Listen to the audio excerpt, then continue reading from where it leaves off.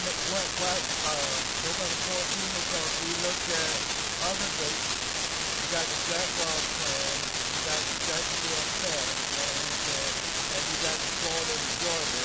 You got three events behind the October date that kept pushing us back at being trying to plan on this date. So after those three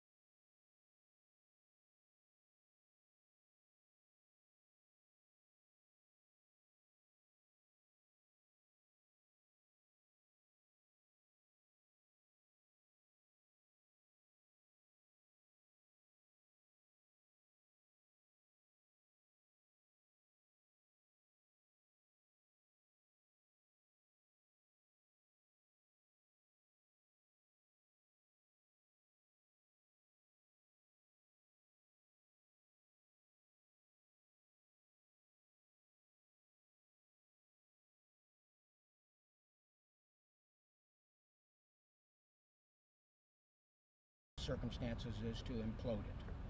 So our implosion contractor has done his own structural analysis, and based on his findings, he wants to bring the building straight down as opposed to angling it one way or the other in the absolute essence of safety.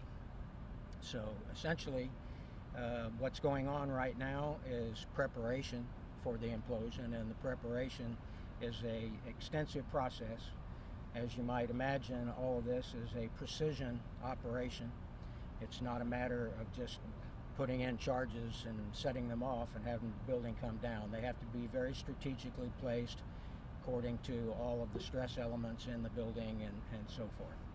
So the 14th of November, God willing, is the day that it'll all come down.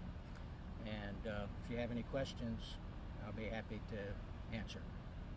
Will the people at Berkman, that Berkman I, will they be able to stay in their place during this implosion? As far as I know, yes.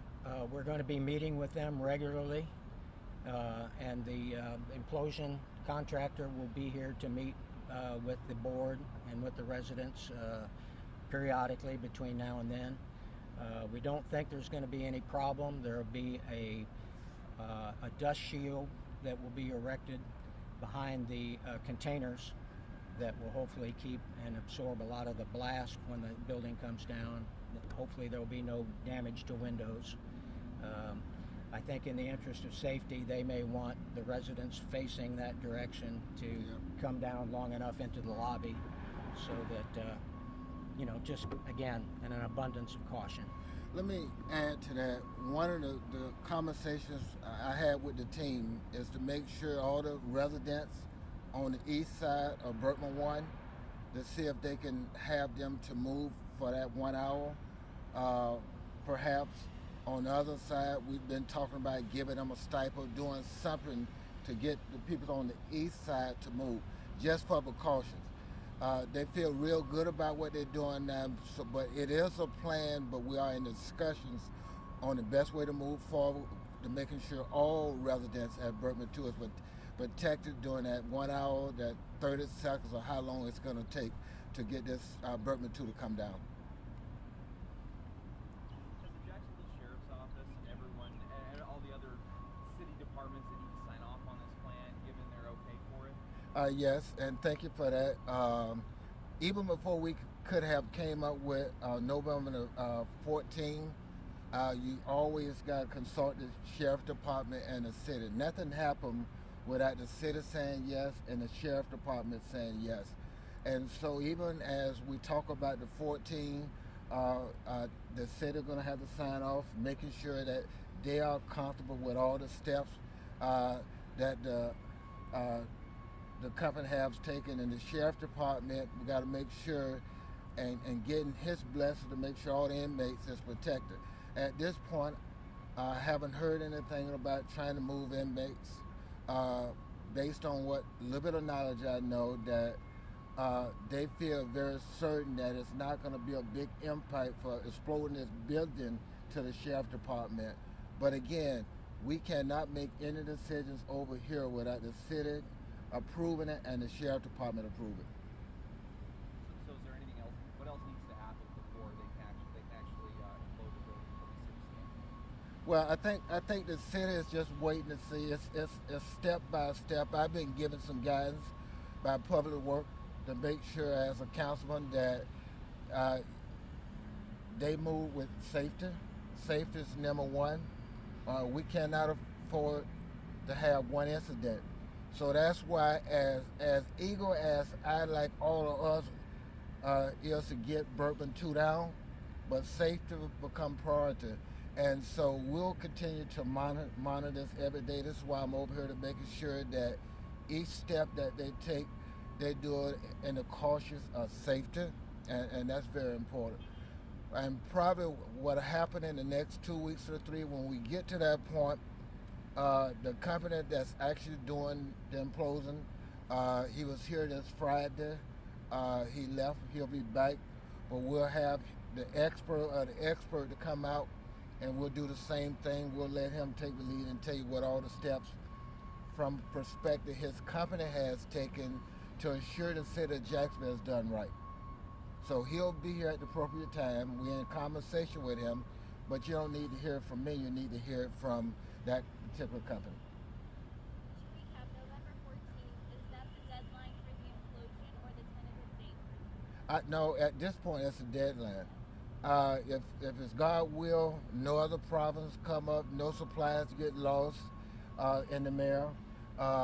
We believe for where they're at now and the pace that they're making, we could have even done it earlier, but like I say, we looked at those 3 dates, and those 3 dates is events that the city always have when it comes to the Jaguars, the fair, and the Florida and Georgia game.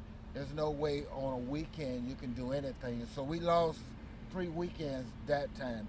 So it could have been a little sooner, but more than that, because those delicate days, we decided to push it back to an agreeable date that the owner and the city and the sheriff department could agree on. I don't foresee that changing. The city is just as eager as the sheriff department are getting rid of this. And so everybody behind the scenes is working to make sure this will become history less than a month from now. So you were able to get all the materials. I know that was the problem. All the supplies, and so that's not going to be a problem.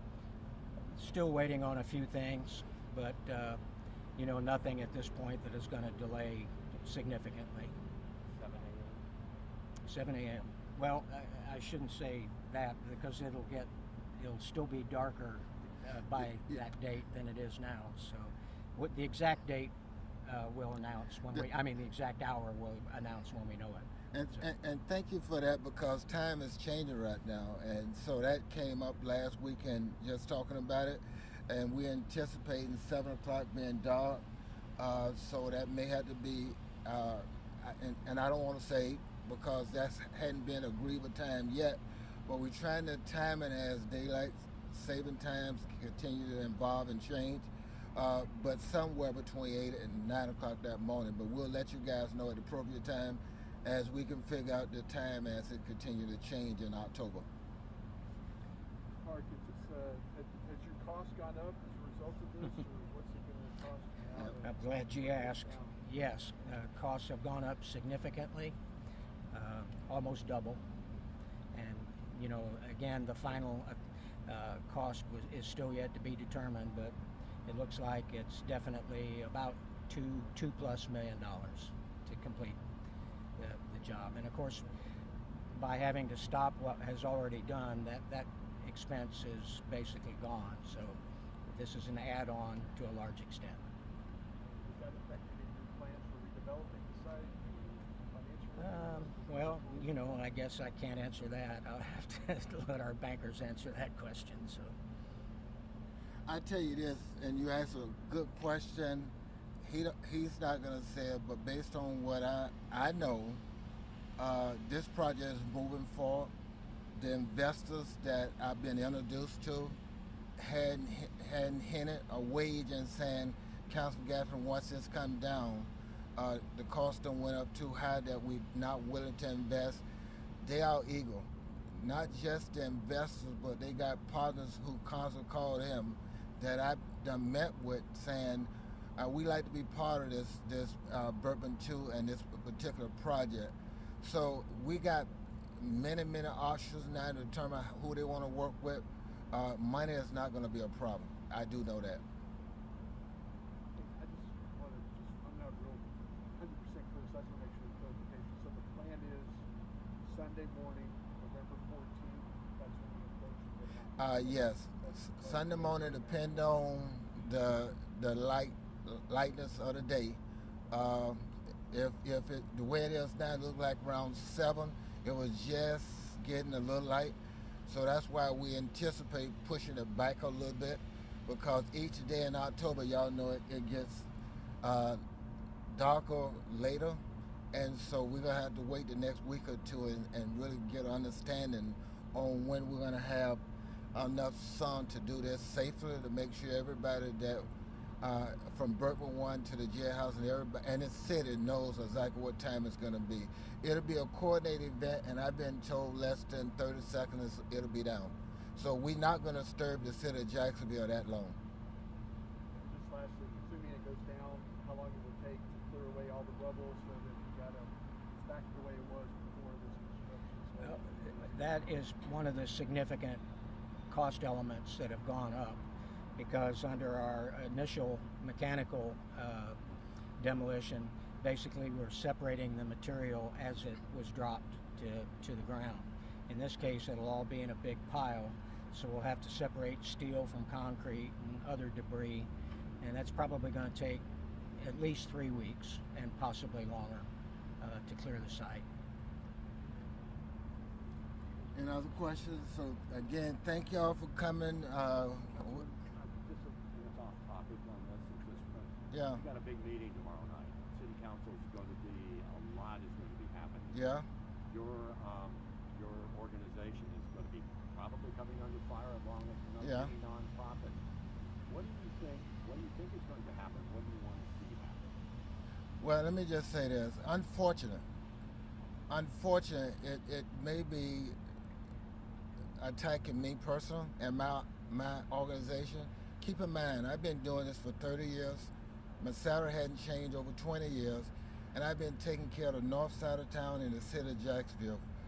So what I get, it's easy to raise money, perhaps for kittens, for dogs, for other things, but it's hard raising money for the least of them, mental health consumers.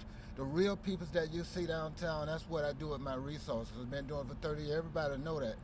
So regardless of what somebody say, I think it's not an attack on me and CRC. It's an attack on those people that you see homeless down there that don't have nobody else to turn to but an agency like me who want to make sure that they can live a better life. And I think God has protected us for 30 years, and we'll continue to do what we do.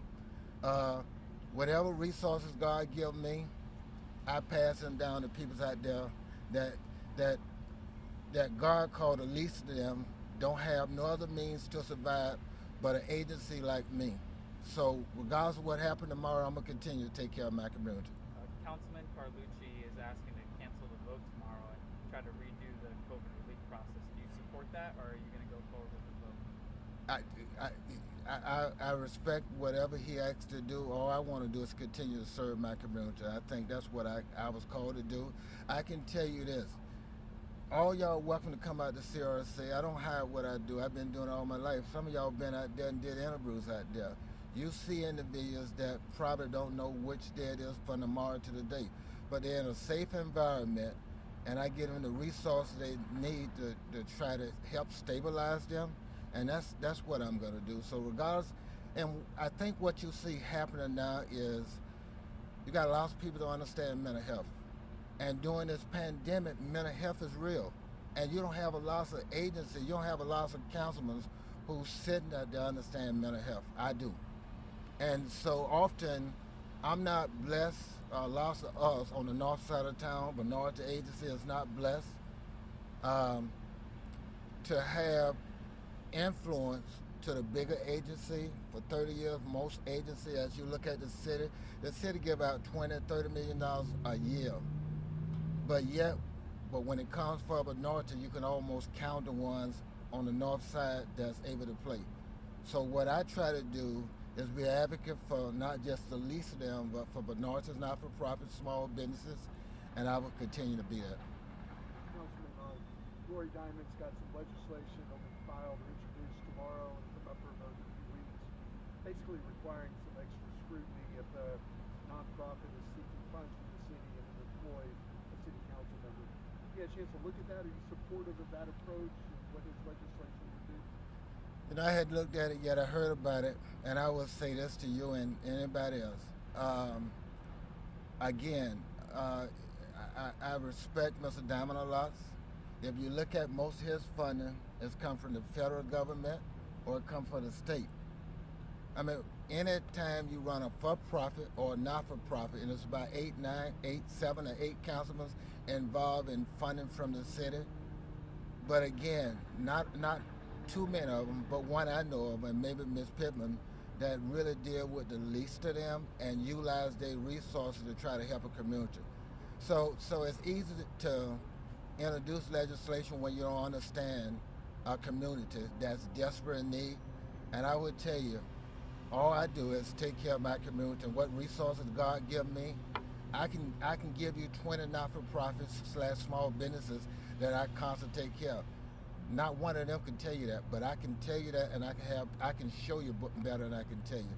So whatever they choose to do, I'm at the end of the day, CRC been standing for 30 years. It'll be standing another 30 years when we all gone, because as long as you do God work, He'll take care of you, and that's what I'm gonna stand on.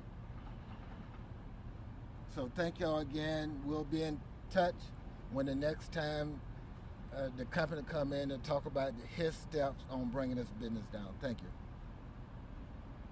All right, that's good. Thanks, Bob. Any more questions? I want to say one thing. I know you're all going to want to know what's the best place to get the video of all of this when it happens. So we're going to work on that and let you all know what we think are the best viewing spots, depending on the wind and everything else. So This would be a great, from this view over here, what do you guys think this would be? Somewhere out in this green space would be yeah, fantastic. unless the wind is blowing. Well, Right. maybe even if it is. But I mean, yeah. And I know across the river, but I know this was the, What do you use, dynamite or what do you, explosive, what type